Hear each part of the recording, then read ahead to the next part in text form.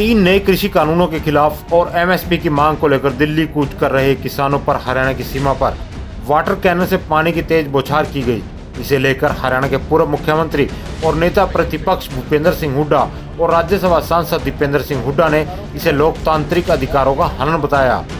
किसानों पर water cannon और आंसू गैस के इस्तेमाल पर पूर्व मुख्यमंत्री भूपेंद्र सिंह हुड्डा ने ट्वीट कर कहा कि प्रजातंत्र में शांतिपूर्ण ढंग से अपने हक की बात कहने वाले किसान के रास्ते में बड़े बड़े पत्थर रखवाना, वाटर कैनन की बौछार कर रोकना उनके लोकतांत्रिक अधिकारों का हनन है।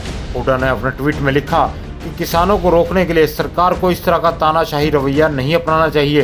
भूपेंद्र सिंह हुड्डा ने सरकार के इस लोकतांत्रिक रवैये की निंदा करते हुए कहा कि बढ़ती सर्दी के मौसम और कोरोना काल में वाटर कैनन की बौछार करना किसानों के साथ अत्याचार है। उन्होंने कहा कि आखिर लोकतांत्रिक ढंग से आवाज उठाने के लिए दिल्ली जा रहे किसानों से हरियाणा की बीजेपी जेजेपी सरकार इतना क्यों डरी हुई है।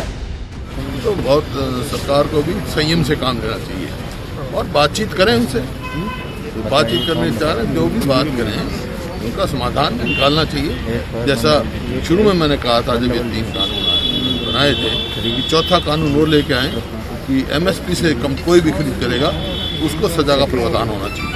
ये तो देखो हम तो एपीएमसी में हम पहले भी अमेंडमेंट लेके आए थे और ये कानून हमने रूल बनाए थे हरियाणा में।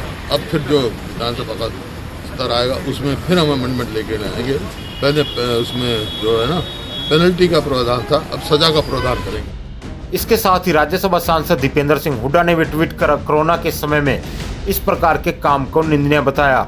दीपेंद्र हुड्डा ने अपने ट्वीट में कहा कि अपनी जायज मांगों के लिए शांतिपूर्ण तरीके से आंदोलन कर दिल्ली कूच कर रहे किसानों पर सत्ता और पुलिस की जोर आजमाइश करना कभी भी बर्दाश्त के लायक नहीं है।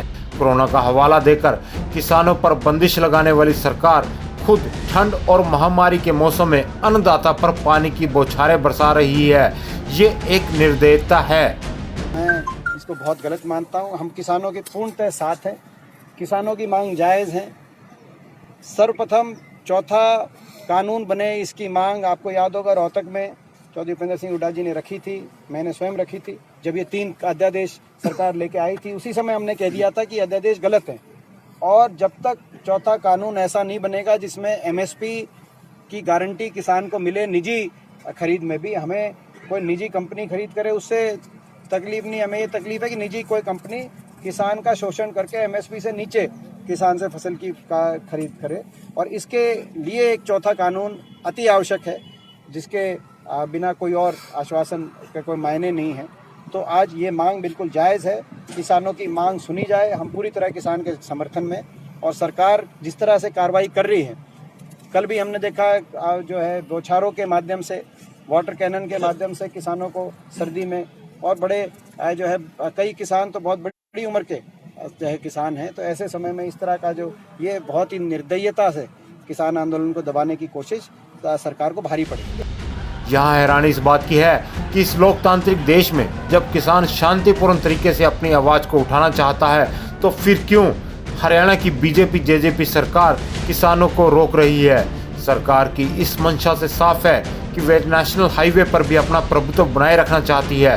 खैर, देखने वाली बात होगी कि देश के अन्नदाता की ओर से उठी इस आवाज को सरकार कब तक दबा पाएगी। हल्ला बोल हरियाणा।